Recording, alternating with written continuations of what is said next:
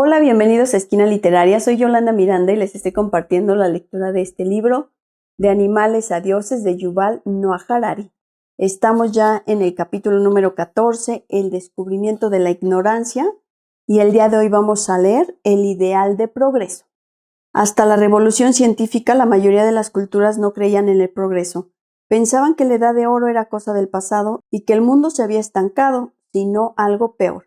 La fidelidad estricta a la sabiduría de los siglos quizá podría devolver los buenos tiempos pasados, y era concebible que el ingenio humano pudiera mejorar esta o aquella faceta de la vida cotidiana. Sin embargo, se consideraba imposible que los conocimientos prácticos humanos resolvieran los problemas fundamentales del mundo. Si Mahoma, Jesús, Buda y Confucio, que sabían todo lo que hay que saber, fueron incapaces de erradicar el hambre, la enfermedad, la pobreza y la guerra en el mundo, ¿cómo podíamos esperar hacerlo nosotros? Muchas religiones creían que algún día aparecería un Mesías y acabaría con todas las guerras y hambrunas, e incluso con la muerte misma. Pero la idea de que la humanidad podía hacer esto descubriendo nuevos conocimientos e inventando nuevas herramientas era peor que ridícula, era arrogancia. El relato de la Torre de Babel, el relato de Ícaro, el relato del Golem e innumerables mitos enseñaban a la gente que cualquier intento de ir más allá de las limitaciones humanas conduciría inevitablemente al desengaño y al desastre. Cuando la cultura moderna admitió que había muchas cosas importantes que todavía no sabía, y cuando esta admisión de ignorancia se unió a la idea de que los descubrimientos científicos nos podrían proporcionar nuevos poderes, la gente empezó a sospechar que después de todo el progreso real podía ser posible.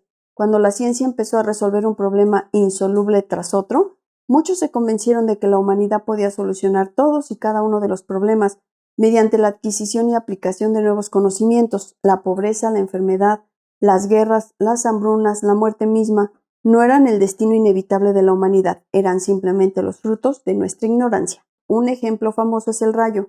Muchas culturas creían que el rayo era el martillo de un dios enfurecido, que empleaba para castigar a los pecadores. A mediados del siglo XVIII, en uno de los experimentos más célebres de la historia, Benjamin Franklin hizo volar una cometa durante una tormenta con relámpagos para comprobar la hipótesis de que el rayo es simplemente una corriente eléctrica.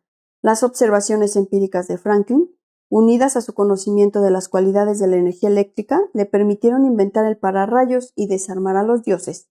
La pobreza es otro ejemplo pertinente. Muchas culturas han considerado que la pobreza es una parte ineludible de este mundo imperfecto. Según el Nuevo Testamento, poco antes de la crucifixión, una mujer ungió a Jesús con aceite precioso que valía 300 denarios. Los discípulos de Jesús reprendieron a la mujer por gastar esa enorme suma de dinero, en lugar de dárselo a los pobres. Pero Jesús la defendió diciendo: pobres siempre los tenéis con vosotros, y cuando queráis podéis hacerles bien, pero a mí no siempre me tenéis. Hoy en día cada vez menos gente, incluidos cada vez menos cristianos, están de acuerdo con Jesús sobre este asunto. De manera creciente, se considera que la pobreza es un problema técnico susceptible de intervención. Es algo compartido por la mayoría de las políticas basadas en los últimos hallazgos en agronomía, economía, medicina y sociología. Pueden eliminar la pobreza. Y es cierto que muchas partes del mundo ya se han visto liberadas de las peores formas de privación. A lo largo de la historia, las sociedades han padecido dos tipos de pobreza: la pobreza social, que impide que algunas personas tengan las oportunidades de las que otros disponen, y la pobreza biológica, que pone en riesgo la vida de los individuos debido a la falta de sustento y refugio. Quizá la pobreza social nunca se podrá erradicar, pero en muchos países de todo el mundo, la pobreza biológica es cosa del pasado. Hasta hace muy poco, la mayoría de las personas se hallaban muy cerca de la línea de pobreza biológica, por debajo de la cual a una persona le faltan las calorías suficientes para mantener la vida durante mucho tiempo. Incluso pequeños errores de cálculo o pequeñas desgracias podían poner fácilmente a la gente por debajo de dicha línea. En la inanición, los desastres naturales y las calamidades causadas por el hombre hundieron a menudo en el abismo a poblaciones enteras, provocando la muerte de millones de personas. Hoy en día la mayoría de los habitantes del mundo tienen tendida bajo ellos una red de seguridad. Los individuos están protegidos de las desgracias personales por los seguros, la seguridad social promovida por el Estado y por una plétora de ONG locales e internacionales.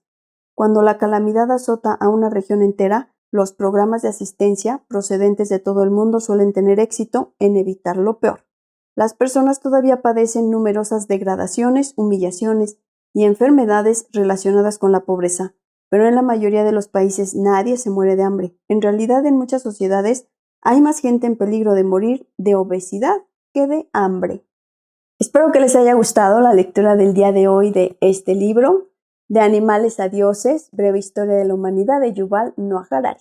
Recuerden suscribirse al canal, dejarme sus comentarios, compartir la lectura, darle like y seguirme en mis redes sociales. Los espero en el próximo video. Muchas gracias por escuchar.